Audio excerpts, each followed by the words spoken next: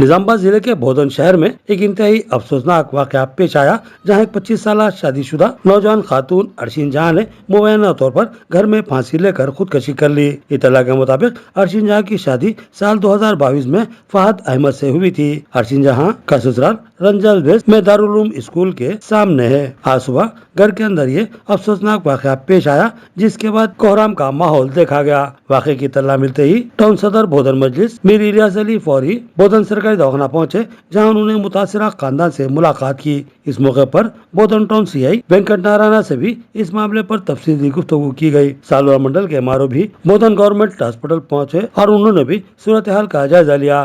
اطلاع ملتے ہی پولیس موقع پر پہنچی، نعش کو تحویل میں لے کر پوسٹ مارٹم کے لیے بودن سرکاری دواخانہ منتقل کیا۔ پولیس نے مقدمہ درج کرتے ہوئے ہر زاویے سے اپنی تحقیقات کا آغاز کر دیا۔ پولیس حکام کے مطابق واقعے کی مکمل جانچ کی جا رہی ہے اور ہر زاویے کا باریک بینی سے جائزہ لیا جا رہا ہے اور جلدی حقائق کو منظر عام پر لایا جائے گا، اور اگر اس میں کوئی قصوروار پایا جاتا ہے تو اس کے خلاف سخت ترین قانونی کارروائی کی جائے گی۔ اس افسوسناک واقعے کی اطلاع ملتے ہی بودن شہر میں غم و غصے اور سنسنی کا ماحول دیکھا گیا۔